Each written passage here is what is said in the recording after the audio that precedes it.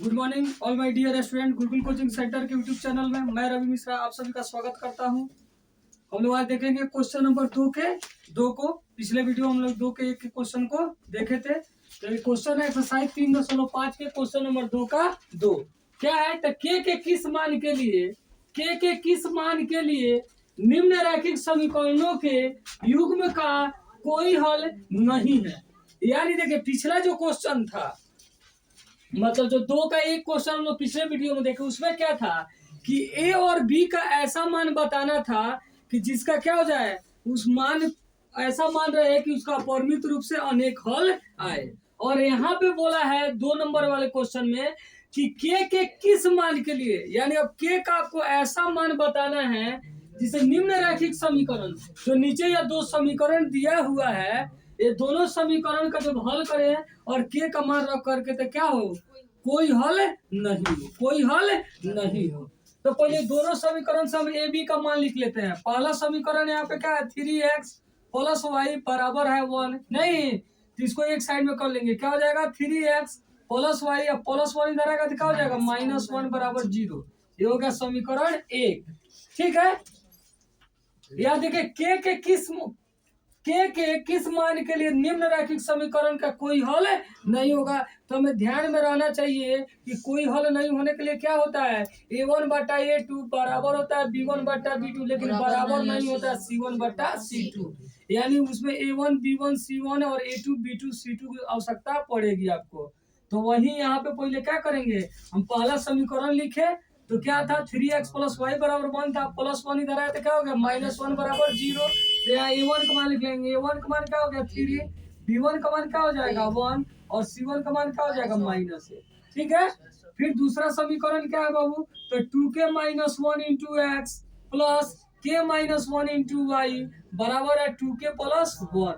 फिर इसके पहले कोई साइन नहीं है, मतलब ये अकेले है, 2k + 1 है, जैसे यहाँ पे 1 था। टोटल को अगर हम एक संख्या मान लेते, इसका पहले कोई साइन नहीं है तो क्या है प्लस है, तो बराबर की इधर, यानी इसको लिखे 2k - 1 × x plus k - 1 × y। तो ये टोटल को अगर एक संख्या मान ले तो इसका पहले कोई साइन नहीं है तो प्लस है, तो इधर आएगा तो क्या हो जाएगा -2k + 1 अब बराबर क्या हो जाएगा 2k + 1 अब बराबर क्या होगा 0। ये हो गया हमारा समीकरण 2। तो यहाँ a2 का मान क्या हो जाएगा बाबू, तो यह a2 का मान हो जाएगा, a2 का मान क्या होगा 2k - 1। फिर b2 का मान क्या हो जाएगा k - 1 और c2 का मान क्या हो जाएगा -2k + 1 हो जाएगा कि कोई दिक्कत। अब देखिए, अब यहाँ पे क्वेश्चन में आएंगे तो क्वेश्चन में क्या लिखा है कि के किस मान के लिए निम्न रैखिक समीकरणों का युग्म, क्या समीकरणों का युग्म का कोई हल नहीं है। क्या लिखेंगे, इसलिए समीकरण युग्मों का कोई हल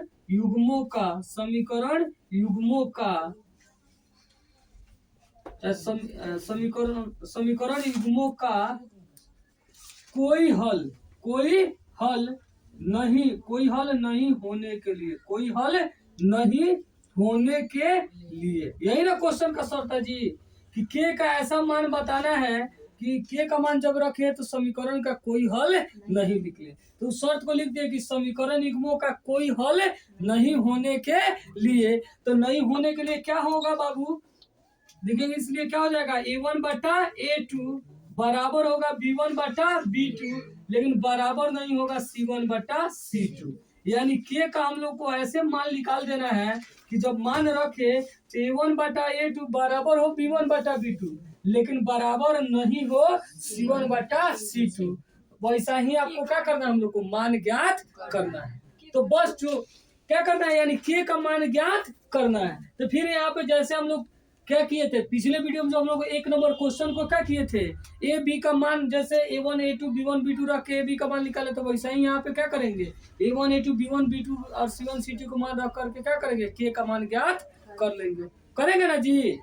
तो यहाँ पे क्या करेंगे बाबू, हम मान रख रहे हैं a1, तो a1 का मान क्या है बाबू 3 है, क्या है a1 का मान क्या है 3 है, और a2 का मान क्या है, तो a2 का मान क्या है बाबू 2k - 1 है, क्या है 2k - 1 बराबर b1/b2। तो b1 का मान यहाँ पे क्या है b1, यह है B1। अब B1 का मान यहाँ पे पूछे तो क्या 1 है, तो B1 का मान है 1। तो B1 का मान हो गया बाबू 1 और B2 का मान क्या है K-1, K-1। अब बराबर नहीं है, बराबर नहीं है C1 बट्टा C2, तो C1 का मान क्या है बाबू -1 और C2 का मान क्या है बाबू, C2 का मान है -2K + 1। ये तो माइनस माइनस कट का प्लस हो जाएगा। तो अभी जो आपका मान निकालना है K का, तो जो बराबर नहीं है उससे कोई मतलब नहीं है, सिर्फ जो दोनों बराबर है उसको लेकर के हम लोग क्या करेंगे, सॉल्व कर देंगे, हमें K का मान प्राप्त हो जाएगा। जो बराबर नहीं है उसका बात हटाइए, जो बराबर है उस दोनों को ले लीजिए। तो यह दोनों को अगर हम लेते हैं बाबू, किसको 3/2K - 1 बराबर 1/K - 1, ठीक है। और ऐसे एक चर राशि निकालना है K, तो एक इक्वेशन भी हमारा काफी है। नहीं, जब दो चर राशि का मान निकालना होगा तब दो इक्वेशन चाहिए, अभी एक ही आपका K का मान सिर्फ निकालना था, एक समीकरण ही आपका काफी है। तो ले लिए पहला जो दोनों बराबर है उसको। अब 3 गुना करेंगे ना, फिर इससे ऐसे गुना होगा, इससे ऐसे नहीं, इससे इसमें गुना करेंगे, इससे इसमें गुना करेंगे। चाहे हम ऐसे भी कह सकते हैं कि इससे इसमें गुना करेंगे और इससे इसमें गुना करेंगे, चाहे इससे इसमें गुना करेंगे, मतलब है कि दोनों एक दूसरे से गुना करेगा। नहीं, तब 3 से इसमें गुना कर दिए, किसमें 3 से गुना हो गया किसमें बाबू K-1 में, और यहाँ 1 से गुना हो गया किसमें 2K - 1 में, ठीक है। तो 3 से बाबू K में गुना हुआ था 3K और -3 बन जा 3, और K से 1 से 2K में गुना हुआ था 2K और -1 बन जा क्या हुआ 1। अब बाबू 3K अब प्लस 2K के पहले पूछे तो प्लस इधर आया तो क्या होगा -2K आए, यहाँ बराबर क्या बच गया -1 और -3 इधर आया तो क्या हो गया +3, तो क्या हो गया 3K - 2K, तो क्या हो गया 3K - 2K, तो क्या होगा बाबू 1K लिखिए चाहे K लिखिए, मान 3 और 2 में बड़ा कौन है 3 है, और 3 के पहले यहाँ पे कोई साइन नहीं तो क्या है प्लस है, और 3 में से 2 घटाएंगे तो क्या हो जाएगा 1K लिखिए या चाहे खाली K लिखिए। और यहाँ पे क्या हुआ बाबू 3 और 1 में कौन बड़ा है 3 बड़ा है, 3 के पहले प्लस है तो हम लोग तो प्लस पहले लिखते नहीं है, और 3 में से 1 निकल जाएगा तो क्या हो जाएगा 2, यानी K का मान क्या निकल गया जी, लिख लेंगे, इसलिए K बराबर क्या आ गया 2, यानी K का आपका ऐसा मान प्राप्त हो गया कि जब रखेंगे तो इसका क्या होगा कोई हल नहीं आएगा। तो हम जांच कर लेते हैं कि आ रहा है या नहीं। तो यहाँ पे देखिए पहला समीकरण तो हम लोग को ये क्लियर है, दूसरा समीकरण में देखते हैं क्या मान था जी, यहाँ पे देखिए 2K - 1 था, 2K - 1, तो 2 गुना K का मान रख लेते हैं 2 - 1, तो 2 दूनी 4 - 1 यानी क्या हो गया 3, यानी यहाँ पे क्या हो गया 3x, क्या हुआ 3x हुआ ना जी। अब प्लस K - 1, तो K का मान कितना है 2, और 2 में से 1 जाएगा तो क्या हो जाएगा 1 y लिखिए चाहे खाली y लिखिए, ठीक है। अब बराबर में क्या हो जाएगा, बराबर में क्या हो जाएगा, तो K का मान रखेंगे 2, तो 2 दूनी 4 और प्लस 1 कितना हो जाएगा 5। अब निकालिए तो मान A1 बट्टा A2, तो 3/3, ये भी 3 और ये भी 3, तो 3 से 3 कितना वर्ड कट गया 1, यानी 1 आ गया। अच्छा इसको निकालते थे, यहाँ भी कुछ नहीं है तो 1, और यहाँ भी कुछ नहीं है तो क्या है 1/1 यानी 1 आ गया। और यहाँ देखिए इधर क्या है 1 है और इधर क्या है 5 है, यानी 1/5, तो 1/5 आएगा तो ये दोनों बराबर है, लेकिन ये बराबर है नहीं है, तो जब नहीं है तो जब 2 बराबर और तीसरा बराबर नहीं होता क्या होता है कोई हल नहीं होता है। इस तरह क्या प्रूफ हो गया कि जो आप K का मान निकाले हैं एकदम आपका 100% सही है, ठीक है। ठीक है, तो फिर हम लोग देखते हैं अगले क्वेश्चन, देखते हैं क्वेश्चन नंबर 3 को। इसमें क्वेश्चन है 8x + 5y = 9 और 3x + 2y = 4, और क्वेश्चन में दिया है कि निम्न रैखिक समीकरणों को प्रतिस्थापन विधि एवं वर्गगुणनखंड विधि से हल ज्ञात कीजिए। मैंने क्वेश्चन दिया है और लिखा है 3 नंबर क्वेश्चन में कि निम्न रैखिक समीकरणों को प्रतिस्थापन एवं वर्गगुणनखंड विधि से हल ज्ञात कीजिए, और दोनों में बताइए कि कौन अधिक उपयुक्त है। मैंने जैसे हम लोग पढ़ रहे थे जब विलोपन विधि स्टार्ट हुआ था तो उसमें दिया था कि प्रतिस्थापन विधि और विलोपन विधि से क्वेश्चन को बनाना था, ठीक है, और उसको बताना था कि आपको विलोपन अधिक उपयुक्त लग रहा है कि प्रतिस्थापन नहीं, उसमें 1 के 4 क्वेश्चन दिए थे, वैसे ही यहाँ पे 3 नंबर क्वेश्चन दिया है, और यहाँ पे भी दिया कि आप दोनों विधि बनाइए, प्रतिस्थापन विधि से भी और वर्गगुणनखंड विधि से भी, और दोनों विधि से बनाने के बाद बताइए कि आपको कौन अधिक उपयुक्त लग रहा है वर्गुणनखंड विधि या प्रतिस्थापन विधि। यानी दो विधि से इस क्वेश्चन को हल करना है, एक बार वर्गुणनखंड विधि से, एक बार प्रतिस्थापन विधि से। अब इस विधि में कोई पहले हो सकता है, कोई बाद में हो सकता है, उससे कोई प्रॉब्लम नहीं है। आप पहले वर्गुणनखंड से हल कर लीजिए, उसके बाद प्रतिस्थापन से कीजिए, या पहले प्रतिस्थापन से कर लीजिए, उसके बाद वर्गुणनखंड से कीजिए। मतलब यही है कि दोनों विधि से हल करना है, कोई पहले हो सकता है, कोई बाद में हो सकता है, उससे कोई प्रॉब्लम नहीं। ठीक है, अच्छा तो हम लोग बारी बारी विधि को देखेंगे। तो एक बार प्रतिस्थापन विधि से देखना है, एक बार वर्गुणनखंड विधि से देखना है। मान लो हम पहले वर्गुणनखंड विधि देखते हैं। वर्गुणनखंड विधि से वर्ग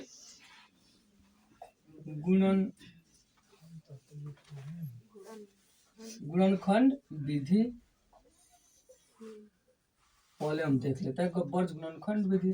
तो इक्वेशन क्या है बाबू, 8x प्लस 5y अब प्लस 9 है बाबू। क्या है, प्लस 9 है। तो प्लस 9 इधर आएगा तो क्या हो जाएगा, -9 बराबर 0। और ये क्या हो जाएगा बाबू, समीकरण 1 हो जाएगा। हो जाएगा। जो वर्गुणनखंड विधि में सबसे पहले हमको क्या करना पड़ेगा, a1 बटा a2, b1 बटा b2 और c1 बटा c2 निकालना होगा है। और उसके लिए क्या होना चाहिए, ax plus by plus c बराबर क्या होना चाहिए, 0। तो यहाँ प्लस बराबर में 9 था तो उसको इस साइड में ले लिए, बराबर में क्या हो गया, 0 हो गया। नहीं, यानी अब व्यापक रूप में आ गया क्या, ax plus by plus c बराबर 0। इस रूप में आ गया ना है। तो यहाँ से क्या करेंगे, a b और c का मान हम लोग लिख लेंगे। पहला समीकरण तो a1 b1 और c1 का मान नहीं, तो a1 का मान क्या हो जाएगा बाबू, a1। तो a1 का मान कितना होगा, यहाँ पे कितना है 8। b1 का मान कितना होगा बाबू 5। और c1 का मान कितना होगा -9। फिर दूसरे समीकरण को लिख रहे हैं, क्या होगा बाबू 3x प्लस 2y अब बराबर है 4। तो क्या हो जाएगा बाबू 3x प्लस 2y अब प्लस 4 को इस साइड ले लेंगे तो क्या हो जाएगा वो -4 बराबर हो जाएगा 0। और ये हो जाएगा समीकरण 2। फिर यहाँ पे क्या हो जाएगा बाबू, तो a2 का मान हो जाएगा 3, ये हो जाएगा b2 का मान क्या होगा 2, और ये होगा c2 का मान कितना होगा -4। अब निकालेंगे बाबू a1 बट्टा a2 a1 का मान कितना है 8 और a2 का मान कितना है 3, यानी 8/3 हो गया। फिर b1 बट्टा b2 b1 का मान कितना बाबू, तो b1 का मान है 5 और b2 का मान कितना है 2। तो ये ना, ये है 8/3 और ये है 5/2, दोनों में कोई बराबर है नहीं है। तो लिखेंगे चूंकि a1 बट्टा a2 बराबर नहीं है b1 बट्टा b2, इसलिए इस समीकरण युग्म का अद्वितीय हल है। क्या बाबू, अद्वितीय हल है। तो जब हम लोग जानते हैं बाबू, जब अद्वितीय हल होता है तो उसको क्या किया जाता है, फॉर्मूला से वर्गुणनखंड विधि में x का फॉर्मूला और y का फॉर्मूला लिख करके हम क्या करेंगे, उसका मान ज्ञात कर लेंगे।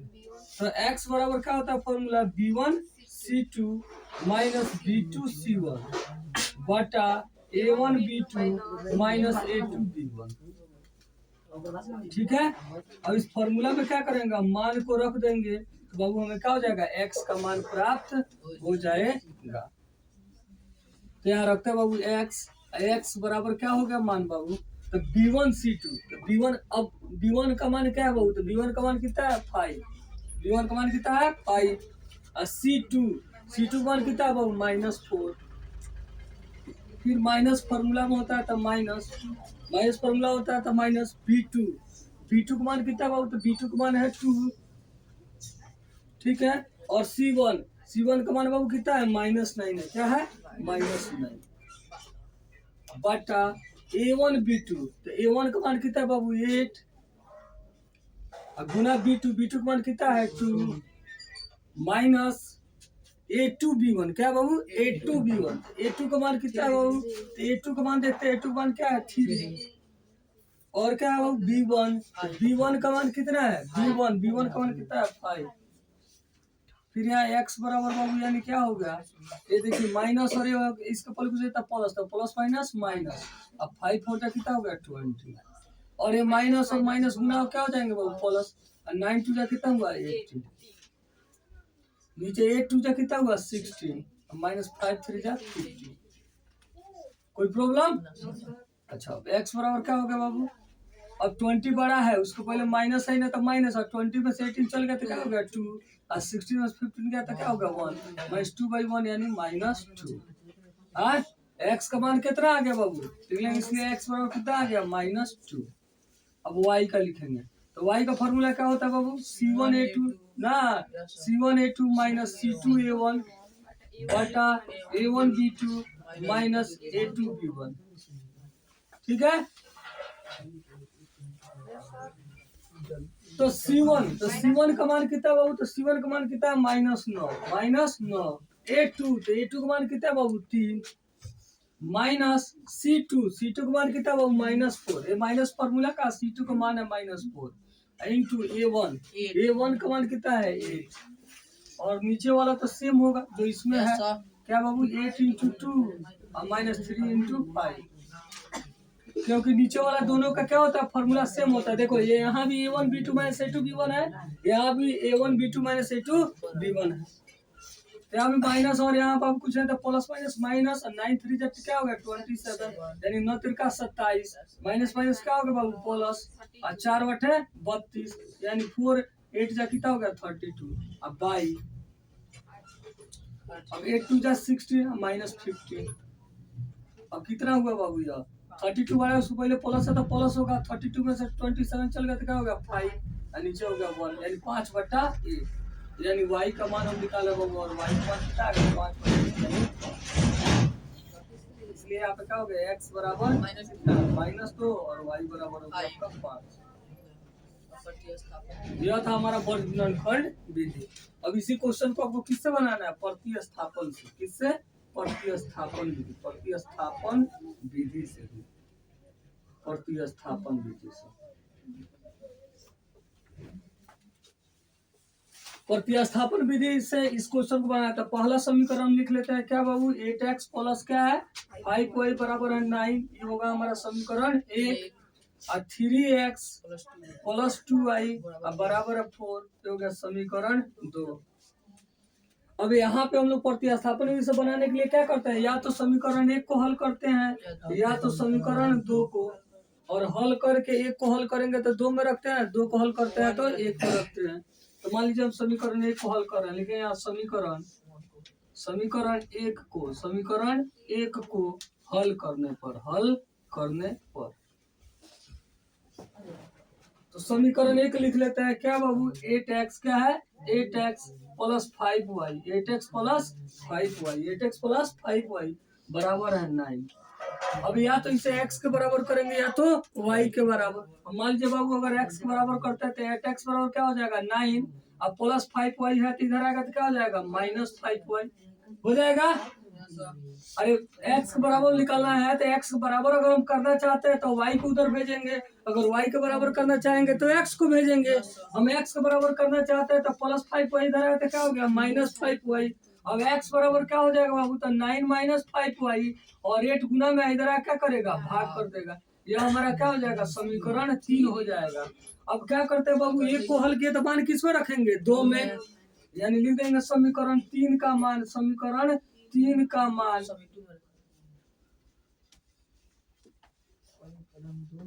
समीकरण 2 में, समीकरण 2 में रखने पर, 2 में रखने पर, समीकरण 2 में रखने पर समीकरण 2 लिख लीजिए, क्या है बाबू 3x है, 3x plus 2y, 3x plus 2y बराबर है 4, बराबर है 4। तो 3 और अब x का मान रखना है, x पे मान लिख लीजिए, क्या बाबू 9 माइनस 5y बाई 8, अब प्लस में है 2y बराबर है 4। कोई दिक्कत? अब बाबू इधर कटने वाला रहता है तो काटते, लेकिन कटने वाला नहीं है तो ऊपर वाले से ऊपर ये है, ऐसे लिखने का मतलब क्या होता है बाबू, ऊपर अंश में रहता है, अंश में गुना करेंगे तो 3 से 9 में गुना होगा तो 9 3 का 27 माइनस, फिर बाबू 3 से किस होगा 5, तो 5 3 जा 15y, और y क्या है बाबू 8, अब प्लस 2y को 2y/1 लिख सकते हैं, बराबर है 4। अब 1 और 8 का एलसीएम लेंगे कितना हो जाएगा बाबू 8 से 8 यानी 8 से 8 एक बार तो कटेगा, 1 से किसी भी संख्या में गुना कीजिएगा तो वही रहेगा, 27 माइनस 15y, 27 माइनस 15y ही रहेगा। यहाँ प्लस है तो प्लस। अब 1 से फिर 8 में भाग करेंगे, कितना मर तो कटेगा 8, यानी 8 बार में भाग लगेगा। और 8 से 2 में गुना कीजिएगा, 8 दूनी कितना होगा 16, यानी 8 2 16 और y बराबर कितना हो गया 4। अब कितना हो गया बाबू 27, और यह क्या है, ये 15 और ये 16, तो बड़ा कौन है 16 है। 16 प्लस है तो क्या होगा प्लस, और 16 से 15 चल जाएगा 1 y यानी y, और 4 और 8 भाग कर रहा है, इधर क्या करेगा गुना। तो 27 प्लस y बराबर कितना होगा 8 चौका 32। ठीक है, तो y बराबर क्या हो जाएगा, y बराबर 32, अब प्लस 27 इधर आके क्या हो जाएगा माइनस 27। तो y बराबर कितना हो जाएगा 5। 32 और 27 चल गया, कितना हो गया 5। y का मान कितना आ गया 5। कोई दिक्कत। अब y का मान क्या करेंगे हम, समीकरण 3 में रख करके x का मान ज्ञात कर लेंगे। y का मान समीकरण 3 में रखने पर समीकरण 3 क्या है बाबू, समीकरण 3 दिखाई दे रहा है। समीकरण 3 में रखने पर, तो समीकरण 3 क्या है बाबू, तो x बराबर है 9 minus 5y, 9 minus 5y by है 8। अब यहाँ देखते बाबू x बराबर 9 माइनस 5 इंटू वाई का मान कितना निकल है बाबू, कितना निकल है 5, और y है 8। तो क्या हो जाएगा बाबू 9 माइनस 5 से कितना होगा बाबू 25 बाई 8, यानी बराबर। अब 25 और 9 का बात करें बाबू, तो साइन को हटा दे तो मान 9 और 25 में साइन हटा दे तो कौन बड़ा है 25, और 25 को पहले कौन साइन है माइनस, तो रिजल्ट में क्या आएगा माइनस। अब 12 में छोटा को घटा देंगे, 25 में 9 घटाएंगे क्या हो जाएगा 16/8, 8 दूनी कितना हो गया 16, यानी बराबर कितना हो गया -2। इसलिए x का मान कितना निकलेगा बाबू, x बराबर कितना निकल गया, x बराबर कितना निकलेगा -2 लिख लेंगे। इसलिए x बराबर -2 और y बराबर 5, और ये हमारा हो गया आंसर। तो ऐसे हम दोनों विधि से देख लिए कि एक बार वर्गगुणनखंड विधि से और एक बार प्रतिस्थापन विधि से। अब आप लोगों को दोनों में से जो उपयुक्त लगे, अगर आपको उपयुक्त लगे प्रतिस्थापन, तो आप लिख सकते हैं कि प्रतिस्थापन उपयुक्त है, और आप लोगों को वर्गगुणनखंड विधि उपयुक्त लगता है तो लिख सकते हैं वर्गगुणनखंड विधि उपयुक्त है। तो क्या उपयुक्त लग रहा है आपको, प्रतिस्थापन। चलिए जो आप लोगों को उपयुक्त लगे लिख सकते हैं, लिख लेंगे। इसलिए प्रतिस्थापन विधि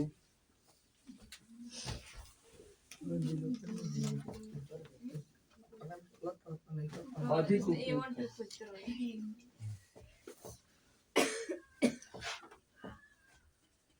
देखिए वो कोई जरूरी है कि आप प्रतिस्थापन विधि लिखा गया तो आप लोग प्रतिस्थापन विधि लिखें। आपको अगर वर्गगुणनखंड विधि अधिक उपयुक्त लगता है तो वहाँ पे आप जो एग्जाम पूछा जा रहा है वो आपकी सुविधा पूछा जा रहा है कि आपको कौन अधिक उपयुक्त लग रहा है। तो दोनों विधि में से कोई आप उपयुक्त लिख सकते हैं जो आपको उपयुक्त लग रहा हो। ठीक है, इसमें कोई ये नहीं है कि जब यही लिखेंगे तभी उपयुक्त होगा, दोनों में से कोई उपयुक्त हो सकता है। ठीक है, चलिए देखते हैं क्वेश्चन नंबर 4 के 1 को। 4 का 1 है कि एक छात्रावास का मासिक व्यय। अब जो ये है ये वर्ड प्रॉब्लम आ गया, मतलब आपका क्या है वर्ड में क्वेश्चन को दिया है और तो अब इसको आपको सॉल्व करना है। और क्वेश्चन में बोला हुआ है कि किसी भी बीजगणितीय विधि से आपको हल ज्ञात करना है।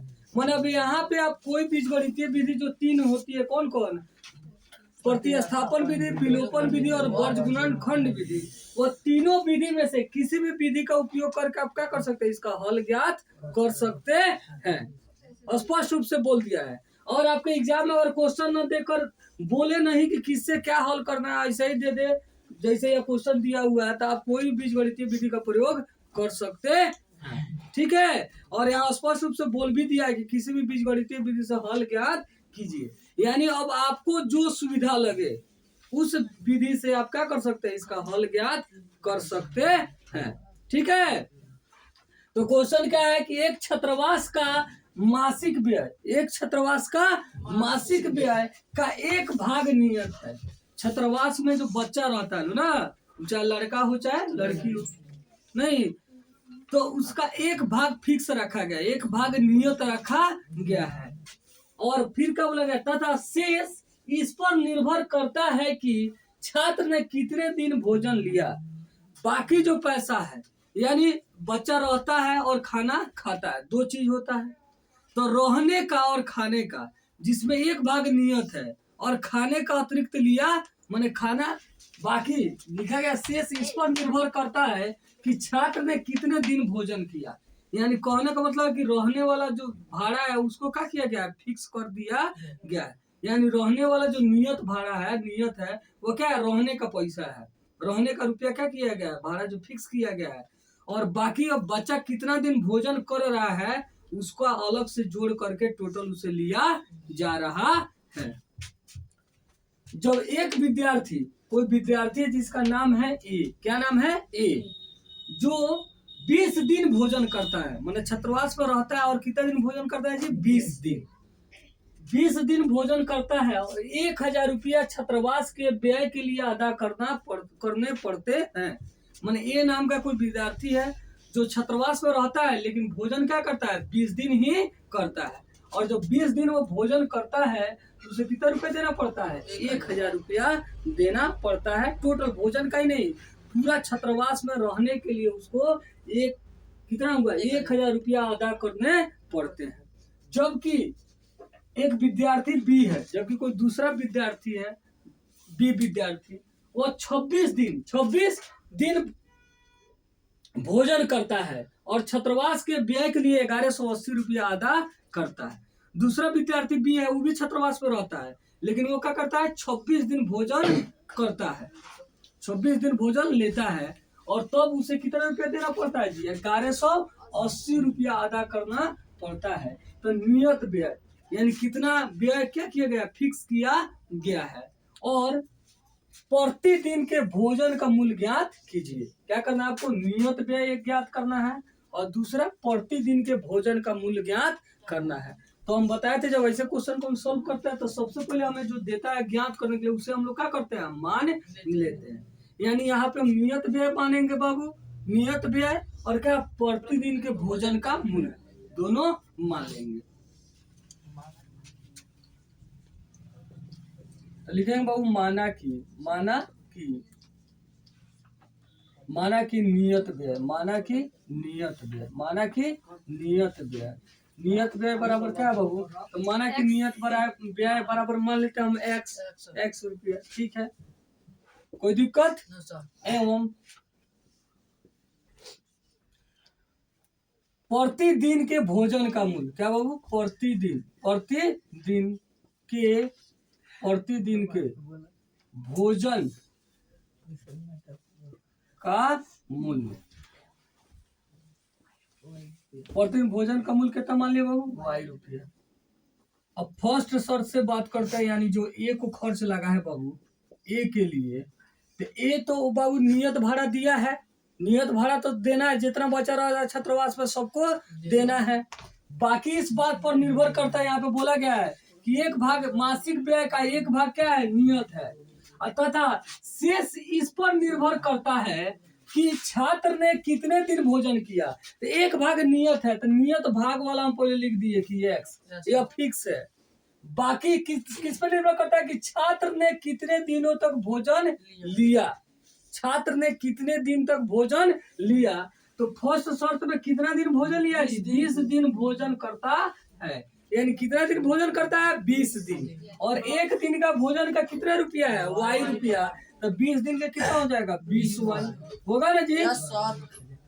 एक दिन का अगर 5 रुपया हो तो 10 दिन का कितना हो जाएगा, 50, मल्टीप्लाई करेंगे तो वैसा ही एक दिन का है y रुपया, तो 20 दिन का कितना हुआ, 20y। और ये नियत भाड़ा भी देना है, ये दोनों मिलकर जब उसका खर्च कितना आया जी, 1000 रुपया आया, उसे कितना रुपया देना पड़ा, 1000 रुपया देना पड़ा। ये हमारा हो गया इक्वेशन 1। अच्छा सेकंड शर्त से देखते हैं बाबू, तो सेकंड शर्त से क्या है, सेकंड शर्त से बोलता है यानी बी के लिए, माने ए के लिए तो हम लोग देख लिए बाबू, अब बी के लिए देखते हैं कि जबकि एक विद्यार्थी बी है जो 26 दिन, कितना दिन जी, 26 दिन भोजन करता है, 26 दिन, तो भी तो नियत पहले देगा जी, भाड़ा जो है नियत व्यय, उसके बाद वो कितना दिन भोजन किया, 26 दिन। तो एक दिन का वाई रुपया, तो 26 दिन का 26 वाई, तो वो मिल के टोटल कितना रुपया दिया है जी, 1180 रुपया। कितना दिया है, 1180 रुपया। 1180 रुपया वो टोटल दिया है। फिर से हम एक बार देखते हैं बाबू कि कैसे समीकरण को निकाले। तो हमको यहाँ पूछ रहा था कि नियत व्यय और प्रतिदिन के भोजन का मूल्य। तो नियत व्यय मान लिए बाबू 100 रुपया, अब प्रतिदिन के भोजन का मूल्य मान लिए वाई रुपया। अब ए नाम का जो विद्यार्थी था, वो ए विद्यार्थी 20 दिन भोजन किया। तो पहले हॉस्टल में रह रहा है यानी छात्रावास में, तो पहले नियत व्यय करेगा। नियत व्यय दे दिया 100 रुपया। उसके बाद बोला गया कि इस बात पर निर्भर करता है कि कितने दिन भोजन लिया। तो कितने दिन भोजन लिया है जी, 20 दिन। एक दिन का वाई रुपया, तो 20 दिन का 20 वाई, और दोनों मिलकर टोटल में कितने रुपए दिया, 1000। दूसरा विद्यार्थी है बी, तो बी है तो वो भी नियत भाड़ा देगा, और वो 26 दिन भोजन करता है, 26 दिन। तो एक दिन का वाई रुपया, तो 26 दिन का 26 वाई, तो वो टोटल में कितना रुपया दिया, 1180 रुपया। ये हो गया हमारा समीकरण 2। अब यहाँ से बोला है उसमें कि किसी भी बीजगणितीय विधि से आप सॉल्व कर सकते हैं। ठीक है, तो हम विलोपन विधि से सॉल्व कर देते हैं, क्योंकि यहाँ पे आपको नहीं बोला गया किस विधि से करना है। आपको जो विधि आसान लगे या जो विधि आपके लिए उपयुक्त लगे उस विधि से आप बना सकते हैं। तो यहाँ पे हम अब विलोपन विधि से ही बनाएंगे, ज्यादा आसानी से बनेगा। देख रहे हैं यहाँ पे विलोपन विधि से बनाने के लिए हम लोग चेक करते हैं कि पहले चर राशि कोई बराबर है या नहीं है। देख रहे हैं यहाँ भी x और यहाँ भी x है, तो बराबर है। तो बराबर है तो अब हमको बराबर करने की जरूरत भी नहीं। अगर नहीं होता तो हम बराबर करते, लेकिन है तो करने की जरूरत नहीं है। तो जब बराबर है तब देखते हैं बाबू चिन्ह की समान चिन्ह है कि विपरीत चिन्ह है। तो क्या देख रहे हैं जी कि यहाँ भी कुछ नहीं साइन नहीं है यानी प्लस है, और यहाँ भी कोई साइन नहीं है यानी क्या है, प्लस है। तो समान चिन्ह है तो घटाएंगे। अब घटाने के लिए अब स्वतंत्र है, चाहे तो 1 में से 2 को घटाइए और चाहे तो 2 में से 1 को घटाइए, कोई प्रॉब्लम नहीं है। ये नहीं है कि 1 में से 2 को घटाएंगे तो सही होगा, 2 में से 1 को घटा देंगे तो गलत हो जाएगा। नहीं, आप किसी भी समीकरण में से किसी भी समीकरण को घटा सकते हैं। मान लिया हम हरदम 1 में से 2 को घटाते हैं, 2 में से 1 को घटाते रहे। समीकरण 2 माइनस समीकरण 1, समीकरण 2 माइनस समीकरण 1। ऐसे हम लोग स्वतंत्र है बाबू, 1 में से 2 को भी घटा सकते हैं, 2 में से 1 को भी घटा सकते हैं, मान उतना ही आएगा, कोई किसी तरह का कोई प्रॉब्लम नहीं होगा। अब इसको समीकरण 2 माइनस समीकरण 1 ऐसे लिखिए, चाहे लिख दीजिए समीकरण 2 में से समीकरण 1 को घटाने पर, बात वही हुआ। ठीक है, तो यहाँ पे लिखिए बाबू। अब देखिए समीकरण 2 में से 1 को घटाना है, तो जिसमें से घटाना है वो रहेगा ऊपर और जिसको घटाना है वो रहेगा नीचे। तो 2 में से हम 1 को घटा रहे हैं तो 2 रहेगा ऊपर, यानी x प्लस 26y बराबर 1180। अब ये रहेगा ऊपर, ये समीकरण 2 है, और समीकरण 1 रहेगा नीचे, x प्लस 20y बराबर 1000। अब घटाना है बहुत, हम लोग घटाते हैं तो चिन्ह बदलते हैं ना जी। तो इसके पहले कोई साइन नहीं है तो क्या है, प्लस है तो नीचे हो जाएगा माइनस, यहाँ भी प्लस है तो माइनस, यहाँ भी कोई साइन नहीं है बहुत, तो प्लस है तो नीचे क्या हो गया, माइनस। अब यह x प्लस में और x माइनस में कट गया। यहाँ बात करते हैं तो 26 बड़ा है, 26 के पहले प्लस है तो प्लस साइन तो हम लोग पहले लिखते नहीं है। 26 में से 20 को घटा देंगे तो क्या हो जाएगा, 6 और y बराबर। यहाँ 1180, 1180 में से क्या घट गया, 1000, तो कितना हुआ बाबू, 180। अब 6 से इसको काटेंगे तो 6 से कितना कट जाएगा, 30, यानी y का मान कितना आ गया बाबू, 30। y का मान कितना आ गया, 30। अब y का मान आप 1 या 2 में किसी में भी रख के क्या करेंगे, x का मान निकाल लेंगे। लिखेंगे y का मान समीकरण 1 में रखने पर हम 1 में ही रख दिए बाबू। समीकरण 1 क्या है, x प्लस 20y बराबर है 1000। ऐसा आप 2 में भी रख सकते थे, कोई प्रॉब्लम नहीं है। तो x प्लस 20 गुने y का मान कितना है जी, 30, कितना है 30 बराबर है 1000। तो x प्लस 20 गुने 30 कितना हो गया, 600 बराबर हुआ बाबू 1000। तो x बराबर क्या हो जाएगा जी, 1000। अब प्लस 600 इधर आएगा, 6 जगह माइनस 600, यानी x बराबर कितना हो जाएगा, 400। तो x का भी मान निकल गया और y का भी मान निकल गया, तो लिख लेंगे इसलिए नियत व्यय x रुपया, और x का मान कितना आ गया वो, 400 रुपया। और प्रतिदिन प्रतिदिन के भोजन का मूल्य, प्रतिदिन के भोजन का मूल्य कितने रुपये माने हैं जी? वाई रुपया। कितने रुपया? वाई रुपया। और वाई का मान कितना आ गया? 30 रुपया। यानी प्रतिदिन भोजन का खर्च है 30 रुपया और नियत व्यय है 400। अब यहाँ चेक कर सकते हैं आप। तो यहाँ ध्यान दीजिए बाबू, एक्स का मान कितना है? 400। और यहाँ पे कितना है? 20 और गुने वाई का मान है 30। तो 20 गुने 30 कितना होगा? 600। 600 और 400 में कितना होगा? 1000। यहाँ भी चेक कर लीजिए, एक्स का मान 400 और 26 गुने वाई का मान कितना है? 30। तो 26 3 कीजिएगा, 26 गुने 3 36 का 18 3 6 1 7 और एक जीरो रहेगा इस पे, तो एक जीरो आ जाएगा। 780 और 400 जोड़िएगा तो कितना आएगा? 1180 आएगा। यानी आप क्या है, एकदम सही आंसर। ठीक है, तो ऐसे ही क्वेश्चन को देखने के लिए अगर आप चैनल पे नए हैं तो चैनल को सब्सक्राइब करें, वीडियो को लाइक करें और अपने दोस्तों के पास शेयर करें। हम नेक्स्ट क्वेश्चन को अगले क्लास में लेकर के आएंगे। वीडियो को अंत तक देखने के लिए बहुत बहुत धन्यवाद।